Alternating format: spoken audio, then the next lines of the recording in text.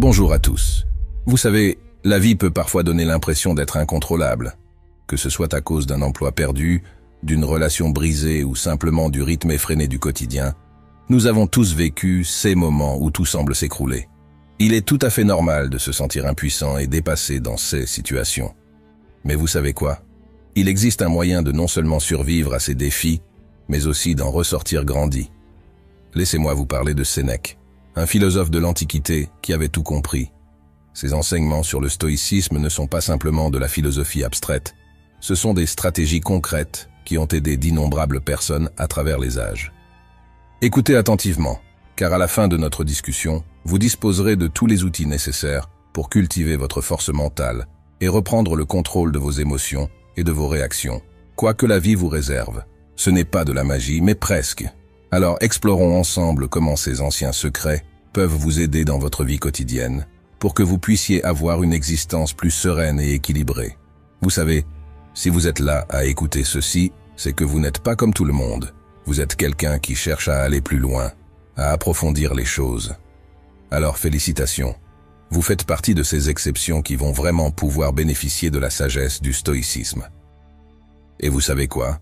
Vous pouvez nous aider à partager cette sagesse avec encore plus de personnes. En ce moment, notre chaîne fait face à un défi. De nombreuses autres chaînes copient notre contenu, ce qui rend plus difficile pour les gens de nous découvrir. Mais ensemble, nous pouvons changer cela. Si les enseignements de stoïciens résonnent en vous, si vous sentez qu'ils peuvent vous aider à mieux vivre, alors vous pouvez faire une énorme différence avec un simple geste. Cliquez sur le bouton « J'aime » et abonnez-vous à notre chaîne. Cela peut sembler petit, mais c'est en fait d'une importance capitale. Votre soutien signifie le monde pour nous, et il nous aide à continuer à partager ces enseignements précieux avec tous ceux qui en ont besoin. Merci d'être là, merci d'être à l'écoute, et bienvenue dans notre communauté de chercheurs de sagesse. Ensemble, nous allons apprendre à danser sous la pluie et à trouver la joie et le sens dans chaque moment de notre vie. Être partout, c'est être nulle part. Cette phrase capture un principe crucial souvent négligé dans notre course effrénée vers toujours plus.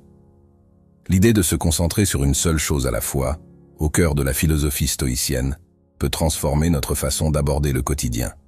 Dans un monde qui célèbre le mythe du multitâche, il faut savoir s'arrêter et remettre en question cette approche. Quand on essaie de faire plusieurs choses en même temps, on disperse notre attention, ce qui peut mener à plus d'erreurs et à un travail de moindre qualité. Marc Aurèle, autre grand philosophe stoïcien, abondait dans ce sens. Il conseillait de se consacrer pleinement à ce qu'on a devant soi, avec sérieux et authenticité, en écartant toute distraction. Mais attention, cette concentration ne vise pas seulement à améliorer la productivité. Il s'agit de cultiver un état d'esprit qui valorise la profondeur plutôt que l'étendue. En se plongeant entièrement dans une tâche, qu'il s'agisse du boulot, d'un projet perso ou d'une conversation, on s'offre un plus grand sentiment d'accomplissement et de satisfaction. Platon dirait sûrement que cette concentration nous permet d'accéder à une forme supérieure de beauté et de vérité dans notre travail. En donnant le meilleur de nous-mêmes, on crée quelque chose qui résonne avec les idéaux du bien et de l'excellence. Et puis, il y a les bienfaits psychologiques de cette approche.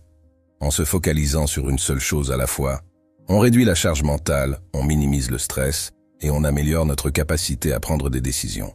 Aristote, qui valorisait le développement des vertus par l'habitude d'agir justement, y verrait probablement un moyen de cultiver la tempérance et la maîtrise de soi. En s'exerçant régulièrement à cette concentration, on renforce peu à peu notre capacité à nous contrôler et à agir de manière mesurée. Prenons un exemple concret. Imaginez que vous ayez un gros dossier à boucler au boulot. Au lieu d'essayer de gérer en même temps vos mails, vos appels et vos réunions, mettez tout le reste de côté pendant quelques heures et consacrez-vous uniquement à ce dossier. Éteignez votre téléphone, fermez votre boîte mail, dites à vos collègues que vous n'êtes pas disponible. Puis plongez-vous à fond dans votre tâche, sans vous laisser distraire. Vous verrez, c'est magique. Non seulement vous abattrez ce dossier en un temps record, mais en plus, vous en retirerez une vraie satisfaction. Vous aurez l'impression d'avoir accompli quelque chose de concret, d'avoir exploité pleinement votre potentiel sur ce laps de temps. Et ça ne s'arrête pas au boulot. Appliquez ce principe à vos loisirs, à vos relations, à vos projets. Quand vous passez du temps avec vos proches, soyez vraiment avec eux, sans regard distrait vers votre téléphone. Quand vous vous lancez dans un nouveau défi, donnez-vous à fond, sans disperser votre énergie. En régulant notre désir de distraction et de gratification immédiate, nous ne suivons pas seulement les traces des philosophes stoïciens, mais nous nous alignons également sur les découvertes de la psychologie moderne. Cette dernière suggère en effet que notre cerveau n'est pas conçu pour gérer plusieurs tâches complexes simultanément. Lorsque nous accordons toute notre attention à une seule chose à la fois, la qualité de notre travail et de notre vie s'en trouve améliorée. Prenons l'exemple de Socrate et de sa méthode d'investigation approfondie. En se concentrant intensément sur un sujet unique, en dialoguant et en questionnant sans relâche, il parvenait à des réflexions d'une grande profondeur. Cette approche illustre parfaitement la puissance de la concentration sur une seule tâche. En rejetant le chaos du multitâche moderne, au profit d'un mode d'être plus délibéré et déterminé, nous devenons non seulement plus productifs, mais aussi plus réfléchis, plus paisibles. Et ça, Sénèque l'avait aussi bien compris. Les plus grands tourments sont le fruit d'un esprit indiscipliné. Nos impulsions incontrôlées peuvent être la source de profonds troubles émotionnels et de grandes souffrances. Le stoïcisme, en mettant l'accent sur la maîtrise de soi et la pensée rationnelle, nous offre un cadre pour relever ce défi. Il ne s'agit pas de supprimer nos émotions, ce qui serait malsain et impossible à maintenir, mais plutôt d'apprendre à les comprendre et à les gérer. Ce processus de gestion de nos impulsions commence par une profonde prise de conscience de soi. Comme le disait Épictète, aucun homme n'est libre s'il n'est pas maître de lui-même. Cette déclaration souligne l'importance cruciale de la maîtrise de soi dans l'atteinte de la véritable liberté et du bonheur. En devenant plus conscients de nos impulsions et des déclencheurs qui les provoquent, nous sommes mieux armés pour y faire face de manière rationnelle. Il ne s'agit pas de nier nos sentiments, mais de les appréhender avec lucidité. Aristote, dans un autre registre philosophique, a également souligné l'importance de modérer nos impulsions par le développement des vertus. Pour lui, la vertu se trouve dans la recherche d'un équilibre entre l'excès et le manque, un concept connu sous le nom de juste milieu. Le courage, par exemple, serait le juste milieu entre la témérité et la lâcheté. En somme, les enseignements des stoïciens, en accord avec certaines découvertes de la psychologie moderne, nous invitent à cultiver la concentration, la maîtrise de soi et la modération. En suivant cette voie, nous pouvons espérer non seulement améliorer nos performances et notre efficacité, mais aussi accéder à un plus grand bien-être et à une liberté intérieure accrue. C'est un chemin exigeant qui demande de la pratique et de la persévérance, mais qui promet de belles récompenses à ceux qui s'y engagent avec sincérité. Donc, en appliquant les principes de la philosophie stoïcienne au contrôle de nos impulsions, nous cherchons à trouver un équilibre entre les réactions instinctives et l'inaction totale. Alors, l'objectif est de cultiver des réponses réfléchies et délibérées qui reflètent le meilleur de nous-mêmes. Et pour y parvenir, il est essentiel de développer une pensée rationnelle et d'en faire une habitude. Marc Aurèle, dans ses célèbres méditations, insiste régulièrement sur l'importance d'aligner nos pensées avec des principes rationnels et vertueux.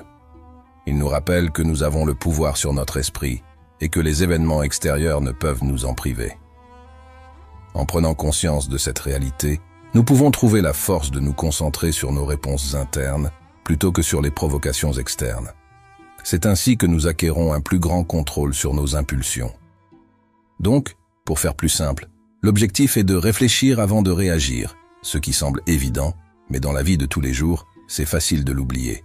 Nous savons tous, au fond, que prendre un moment pour penser avant de répondre est bénéfique, mais sous le coup des émotions ou du stress, nous avons souvent tendance à réagir impulsivement. Cela est particulièrement vrai à la maison, où nous nous sentons à l'aise et sommes peut-être moins vigilants sur la manière dont nous exprimons nos sentiments. Les avantages de prendre ce moment de réflexion sont clairs. Cela permet de mieux contrôler la situation et de réduire les risques de conflits ou de regrets. En pratiquant régulièrement cet exercice de réflexion, comme celui de respirer profondément avant de répondre lors d'une dispute, nous renforçons notre capacité à gérer nos impulsions. Les personnes qui négligent cet exercice perdent beaucoup, car elles risquent plus souvent de dire ou de faire des choses qu'elles regrettent, endommageant ainsi des relations importantes. En intégrant cette simple pratique dans notre quotidien, nous pouvons améliorer significativement notre bien-être et nos interactions avec les autres. Quand on prend le temps de bien réfléchir à nos réactions émotionnelles, en utilisant des idées de la philosophie, on commence à faire des choix qui ne sont pas juste basés sur des émotions passagères. À la place, nos choix deviennent le résultat d'une réflexion plus profonde. Cette manière de faire nous rend non seulement plus solides mentalement, mais elle nous aide aussi à vivre en accord avec nos valeurs les plus importantes. Cela nous mène vers une vie où on prend des décisions de manière calme et réfléchie, pas juste sur le vif. L'approche stoïcienne pour contrôler nos impulsions consiste à développer une sorte de conversation avec soi-même, où on remet constamment en question nos réactions spontanées. Il ne s'agit pas juste de lire sur la philosophie pour l'école, mais de l'appliquer concrètement dans notre vie de tous les jours. En intégrant ces principes chaque jour, on dépasse les plaisirs immédiats et passagers pour atteindre un niveau de satisfaction et de sens plus profond. Bien sûr, suivre ce chemin nécessite des efforts et de la constance, mais les avantages, comme avoir les idées plus claires, mieux se connaître et agir en harmonie avec ce qu'on croit juste, valent vraiment la peine. C'est un défi que chacun peut décider de prendre, en avançant à son propre rythme. Les bénéfices sont énormes, et ils peuvent vraiment transformer notre quotidien. N'hésitez pas à écrire « J'avance » dans les commentaires pour montrer à tous que vous êtes prêts à prendre ce chemin. Voir tous ces « J'avance » ensemble, c'est inspirant et motivant. Ça nous rappelle que nous ne sommes pas seuls dans cette démarche, et que nous pouvons progresser ensemble. Sénèque nous donne un conseil qui peut surprendre. Il suggère de penser régulièrement à des situations difficiles comme l'exil, la torture, la guerre ou même un naufrage. Ça semble sombre, mais l'idée derrière ce conseil est de nous préparer mentalement aux défis de la vie. Cette technique, que les stoïciens appellent la préméditation des maux, consiste à imaginer les pires scénarios non pour nous effrayer, mais pour nous habituer à l'idée que des choses difficiles peuvent arriver. Ainsi, si un jour nous faisons face à de telles situations, nous serons moins perturbés et mieux préparés. C'est comme un entraînement mental qui nous aide à rester calmes et équilibrés face aux problèmes. Mais attention, rappelez-vous que ça ne veut pas dire qu'il faut vivre dans une angoisse permanente, à toujours s'inquiéter de ce qui pourrait mal tourner. Non, il s'agit juste d'être réaliste, de savoir que des choses négatives peuvent arriver. Par exemple, si on a peur de perdre son travail, au lieu de paniquer, on peut commencer à se préparer en mettant son CV à jour, en apprenant de nouvelles compétences, en explorant d'autres options de carrière. Comme ça, si le pire arrive, on n'est pas pris au dépourvu et on est mieux armé pour faire face. Et ça ne concerne pas que les crises personnelles. C'est une attitude à avoir face à tous les grands changements de la vie, que ce soit des problèmes d'argent, la perte d'un proche, etc. En étant préparé, on ne se protège pas seulement du choc initial, mais on se remet aussi plus vite et on s'adapte mieux. On devient moins réactif et plus proactif, ce qui change tout dans notre façon de gérer les hauts et les bas de l'existence. Donc, même si ça peut sembler un peu bizarre au début, cette idée de se préparer au pire est en fait très utile. Ça nous aide à apprécier ce qu'on a, à relativiser nos soucis du quotidien, et surtout, à être plus fort et plus résilient face aux tempêtes de la vie. C'est une sagesse ancienne, mais qui reste très pertinente aujourd'hui, dans un monde plein d'incertitudes et de défis. Sénèque nous donne un conseil précieux pour développer notre résilience face à l'adversité. En nous préparant mentalement aux difficultés, on ne devient pas pessimiste ou défaitiste, mais on se renforce pour affronter n'importe quelle situation. C'est comme une armure intérieure qu'on se forge petit à petit. Et le truc génial, c'est que chaque défi devient une opportunité de grandir et de se renouveler. Comme le disait Sénèque, les difficultés renforcent l'esprit comme l'exercice renforce le corps.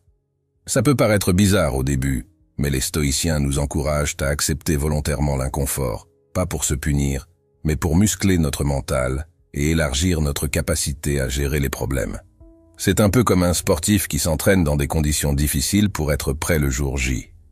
En repoussant ses limites dans un environnement contrôlé, il est mieux préparé pour le stress de la vraie compétition. Pareil pour nous.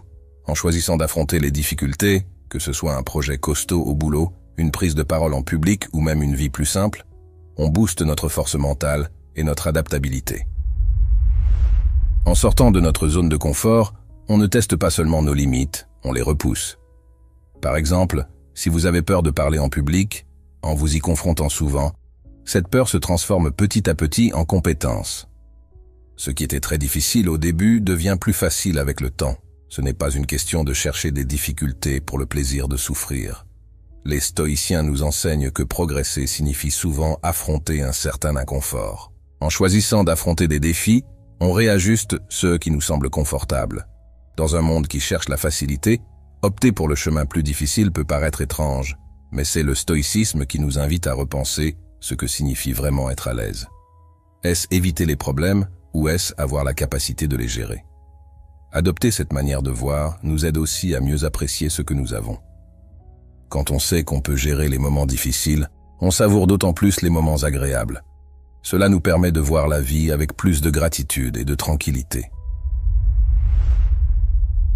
Le stoïcisme offre de nombreux autres enseignements précieux pour nous aider à naviguer dans les défis de la vie avec résilience et sagesse. Un autre principe clé de cette philosophie est l'idée de la réserve du jugement. Les stoïciens nous encouragent à prendre du recul avant de réagir aux événements, à ne pas nous laisser emporter par nos premières impressions ou nos émotions.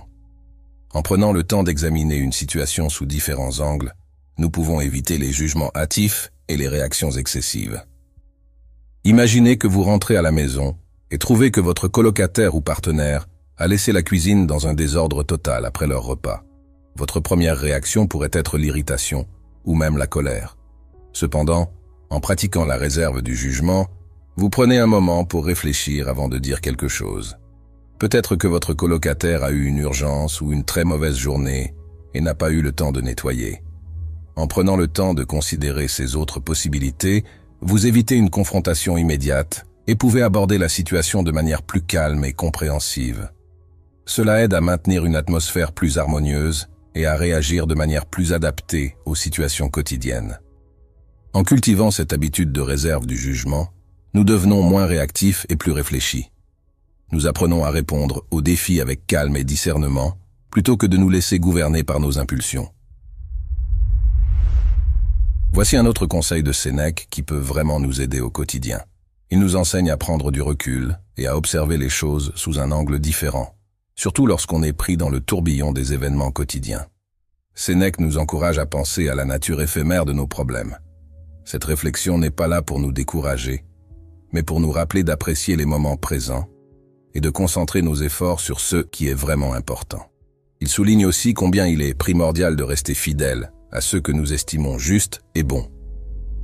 Quand on prend le temps de vraiment réfléchir à nos valeurs comme la bienveillance ou le courage et qu'on s'efforce de vivre en accord avec elles, on devient moins vulnérable aux perturbations extérieures. Cela nous aide à prendre des décisions plus sages et à rester stable même quand les choses ne vont pas comme prévu. Appliquer ces idées dans notre vie de tous les jours peut nous rendre plus résilients et plus clairs dans nos intentions. Cela transforme notre manière de voir les défis. Au lieu de les redouter, on les voit comme des chances de grandir. En fin de compte, suivre les conseils de Sénèque peut enrichir notre expérience de la vie, nous donnant la force de surmonter les obstacles et de trouver du sens même dans les difficultés. Sénèque nous donne un éclairage précieux pour mieux naviguer dans notre quotidien. Il nous explique que, même si nous ne pouvons pas toujours contrôler les événements qui nous arrivent, nous avons toujours le choix de comment y réagir. Au lieu de laisser les circonstances extérieures dicter notre bonheur et notre stabilité, il nous invite à puiser en nous une force et une paix intérieure.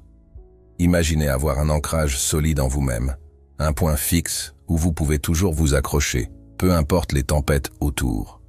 En développant cette résilience intérieure, on devient moins dépendant des aléas extérieurs et plus capable de garder notre équilibre en toutes circonstances. Sénèque conseille de pratiquer l'introspection pour renforcer cette autosuffisance. Il avait pour habitude de réfléchir chaque soir à ses actions et à ses réactions de la journée, une pratique qui nous permet de mieux nous connaître, nos forces, nos faiblesses et ce qui nous motive. Cet examen de conscience quotidien aide à repérer les comportements et les pensées qui nous limitent et à travailler activement pour les changer. Bien que cela puisse être inconfortable, c'est une étape cruciale pour notre croissance personnelle. En affrontant nos peurs et en reconnaissant nos erreurs, nous dévoilons une force et une sagesse insoupçonnées qui étaient en nous depuis toujours.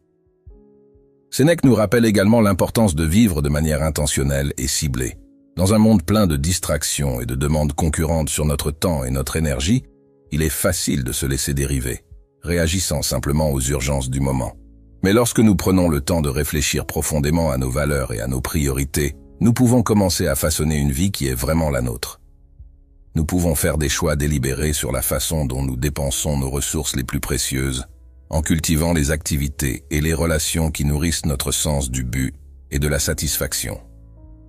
Cette approche intentionnelle de la vie ne garantit pas que nous n'aurons jamais de défis ou de revers, mais elle nous donne un sens de l'agence et de la direction. Avec une boussole morale claire et un engagement envers notre propre développement, nous pouvons naviguer dans les complexités de l'existence avec grâce et intégrité. Pour rendre cela encore plus palpable, imaginez que Sénèque vous dise directement « Ne vous laissez pas porter par le courant. Prenez les rames en main, définissez votre cap et ramez avec détermination vers vos objectifs.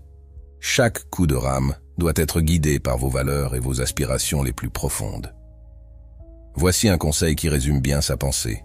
Vivez de manière à ce que chaque jour vous rapproche un peu plus de la personne que vous souhaitez devenir. Les enseignements de Sénèque nous encouragent à prendre en main notre bien-être et notre croissance personnelle. Ils nous montrent que nous possédons la force nécessaire pour surmonter les difficultés, trouver un sens dans nos luttes et bâtir une existence pleine de buts et de résilience. Poursuivons avec un aspect central de sa philosophie, l'importance de développer un esprit de contentement et de gratitude, peu importe notre situation. C'est ici que cela devient vraiment intéressant. Sénèque nous enseigne que le véritable bonheur ne se trouve pas dans ce que nous accumulons ou notre statut social, mais plutôt dans la qualité de notre vie intérieure. Il suffit de comprendre que nous avons le choix de nous réjouir des plaisirs simples et de valoriser les cadeaux que la vie nous offre, même lorsqu'ils semblent modestes ou lors des périodes difficiles. Prenons un moment pour imaginer deux personnes. L'une est extrêmement riche mais jamais satisfaite, toujours en quête du prochain achat ou du prochain divertissement. L'autre, moins fortunée matériellement, trouve une profonde gratitude pour les joies quotidiennes, le spectacle d'un coucher de soleil, la chaleur d'une conversation sincère, le réconfort d'un repas préparé avec soin. Comprenez donc que, selon Sénèque, c'est la seconde personne qui est véritablement riche. Elle a appris l'art du contentement, trouvant de la joie et de la satisfaction dans ce qu'elle possède déjà, au lieu de toujours désirer plus. Voilà une leçon puissante sur la manière de vivre une vie pleine et riche, quelles que soient nos circonstances extérieures. Bien sûr, apprendre à être content de ce que nous avons n'est pas toujours facile. Nous vivons dans une culture qui nous dit constamment que pour être heureux, nous avons besoin de plus, de mieux, de plus grand. Il faut vraiment un effort conscient et régulier pour ne pas se laisser influencer par ces messages et pour se rappeler des vraies richesses qui nous entourent. Alors, comment pouvons-nous développer cet esprit de contentement? Un excellent moyen est de pratiquer la gratitude au quotidien. Prenez un moment chaque jour pour penser aux choses positives de votre vie, les personnes qui vous soutiennent, les expériences qui vous ont aidé à grandir, les petites beautés et gentillesses que vous rencontrez. Vous pourriez même tenir un journal de gratitude, où vous notez quelques points de reconnaissance chaque jour. Avec le temps, cette habitude peut changer votre manière de voir les choses, vous aidant à percevoir la vie sous un angle d'appréciation plutôt que de manque. Cela ne signifie pas que nous devons ignorer nos difficultés. Le stoïcisme ne nous demande pas d'être aveuglément optimistes, mais plutôt de trouver un juste milieu, une balance. Nous pouvons être conscients des défis, tout en choisissant de mettre l'accent sur les aspects positifs. En fin de compte, suivre le conseil de Sénèque pour cultiver le contentement, c'est choisir de reprendre le contrôle de notre bonheur. Au lieu de dépendre des circonstances changeantes et des pressions extérieures, nous pouvons trouver une paix et une satisfaction profondes en nous et dans notre capacité à savourer les cadeaux de la vie. C'est en maîtrisant l'art du contentement que nous bâtissons un bonheur durable, capable de résister aux tempêtes de la vie. Parlons maintenant d'un autre aspect important de la philosophie de Sénèque, l'importance de tisser des liens d'amitié authentiques et bienveillants. Sénèque souligne combien les amitiés véritables sont précieuses et enrichissantes. Avoir des amis fiables, avec qui partager nos joies et nos peines, est un trésor inestimable. Il distingue cependant les amitiés sincères des relations superficielles. Il nous conseille de faire attention à ne pas passer trop de temps avec des personnes qui ne cherchent pas notre bien, qui nous influencent négativement ou qui nous poussent à agir contre nos principes. À la place, Sénèque nous invite à chercher des amis qui partagent des valeurs de bienveillance, de respect et de soutien mutuel. De vrais amis nous acceptent comme nous sommes et nous motivent à améliorer notre propre vie. Ils sont présents dans les bons comme dans les mauvais moments, prêts à nous écouter, à nous encourager et à nous offrir de nouvelles perspectives. Alors, Comment pouvons-nous développer ce type d'amitié au quotidien? Tout commence par être le type d'amis que nous souhaitons avoir. Traiter les autres avec gentillesse, honnêteté et respect est essentiel. Écouter vraiment, faire preuve d'empathie et soutenir les autres lorsqu'ils en ont besoin sont des pratiques clés. Nous devrions également faire un effort conscient pour nous entourer de personnes positives et inspirantes, celles qui partagent nos valeurs et qui nous poussent à nous épanouir. Cela ne signifie pas exclure ceux qui nous challengent ou qui ont une vision différente. Ces personnes peuvent également beaucoup nous apprendre. Néanmoins, il est important d'être intentionnel dans le choix de nos relations les plus intimes. Passer du temps de qualité ensemble est une autre manière de renforcer les amitiés. Dans notre monde trépidant, il est facile de négliger nos relations. En prenant le temps pour des conversations profondes, en partageant des expériences et en créant des souvenirs, nous forgeons des liens plus solides. Montrer notre appréciation en étant là pour nos amis lorsqu'ils ont besoin de nous est tout aussi crucial. Un mot gentil, un geste attentionné ou une écoute attentive peuvent faire une grande différence. Ces petites marques de gentillesse montrent à nos amis qu'ils sont importants pour nous, renforçant ainsi notre connexion et notre soutien mutuel. En cultivant de véritables amitiés basées sur la bienveillance, nous construisons un réseau de soutien qui peut nous soutenir dans les moments difficiles et rendre les bons moments encore plus agréables. Nous nous entourons de personnes qui nous voient et nous apprécient pour ceux que nous sommes. Prenons donc à cœur ce conseil de Sénèque et commençons à développer des amitiés qui nourrissent notre âme. Recherchons activement des connexions fondées sur le respect mutuel et le soutien. Faisons de la place pour des moments partagés et des conversations qui comptent. Et n'oublions jamais le pouvoir d'un simple acte de gentillesse pour renforcer les liens qui nous unissent. Car en fin de compte, ce sont nos relations qui enrichissent le plus notre vie, lui donnant son sens le plus profond. En valorisant et en nourrissant ces liens, nous créons une existence véritablement digne d'être vécue. Explorons maintenant une autre idée puissante qui peut transformer notre quotidien, l'art de vivre le moment présent. Cette pratique, bien que simple en théorie, peut être révolutionnaire dans son application. Sénèque nous encourage à nous immerger complètement dans l'instant actuel, à laisser de côté les regrets du passé et les inquiétudes du futur. Ce faisant, nous pouvons réellement apprécier ce que la vie a à offrir ici et maintenant. Nous pouvons également intégrer la pleine conscience dans nos routines quotidiennes. Par exemple, lors de la préparation des repas, au lieu de laisser votre esprit vagabonder vers vos soucis ou votre liste de tâches, concentrez-vous pleinement sur l'acte de cuisiner. Sentez les arômes, remarquez les couleurs des aliments et appréciez les textures. Cette attention aux détails enrichit l'expérience et transforme un acte quotidien en un moment de connexion et de calme. Instaurer des moments de silence dans notre journée peut aussi être bénéfique. Que ce soit quelques minutes de silence le matin avant de démarrer la journée, ou un moment de quiétude le soir avant de dormir, ces pauses nous permettent de nous ancrer dans le présent et de réduire l'agitation mentale. En cultivant la capacité de vivre dans l'instant, nous nous offrons un cadeau précieux. Cela ne change pas seulement la façon dont nous vivons nos journées. Cela transforme notre expérience de la vie. En nous engageant pleinement dans chaque moment, nous ouvrons la porte à une vie plus riche et plus satisfaisante, pleine de joie que nous aurions pu manquer autrement. Alors prenons à cœur cette leçon et essayons de savourer chaque instant. Que ce soit en prenant un café le matin, en appréciant un moment de calme, ou même en faisant face à un défi, chaque moment est une opportunité de vivre pleinement, profondément et avec gratitude. En développant cette présence attentive, nous ne faisons pas seulement face à la vie, nous la célébrons. En guise de conclusion, je voudrais partager avec vous une citation puissante de Sénèque qui, à mon sens, résume l'essence de sa philosophie. La vie, ce n'est pas d'attendre que les orages passent, c'est d'apprendre à danser sous la pluie. Cette phrase simple mais profonde nous rappelle que la vie est pleine de défis et d'incertitudes. Il y aura toujours des moments difficiles, des orages qui viendront perturber notre tranquillité. Mais plutôt que de passer notre vie à attendre que les orages passent, Sénèque nous encourage à apprendre à danser sous la pluie, c'est-à-dire à trouver un moyen d'embrasser ces défis, d'y trouver un sens et même une certaine joie. Comment faire cela concrètement? Eh bien, cela demande de cultiver les qualités et les pratiques dont nous avons parlé tout au long de notre discussion. Il faut développer notre résilience intérieure pour pouvoir rester solide et centré, même dans les moments difficiles. Il faut pratiquer la gratitude et la pleine conscience pour apprécier les petites joies de la vie, même quand tout semble sombre. Il faut se concentrer sur ceux que nous pouvons contrôler, nos pensées, nos actions, nos réactions, et lâcher prise sur ceux que nous ne pouvons pas changer. Il faut cultiver des relations authentiques et bienveillantes pour avoir un soutien dans les moments difficiles. Et il faut garder un sens de la perspective, se rappeler que tout est éphémère et que même les pires orages finissent par passer. Mais surtout, danser sous la pluie, c'est un choix.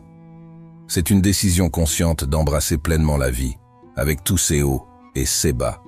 C'est un engagement à être vrai avec soi-même, à suivre ses valeurs, à trouver un sens et un but même dans les moments les plus sombres. Ce n'est pas toujours facile. Cela demande du courage, de la foi et de la pratique. Mais la bonne nouvelle, c'est que nous en sommes tous capables.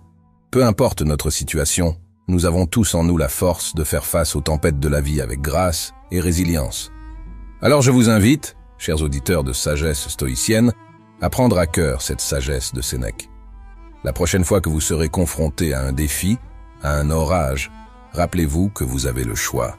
Vous pouvez attendre que l'orage passe, ou vous pouvez apprendre à danser sous la pluie.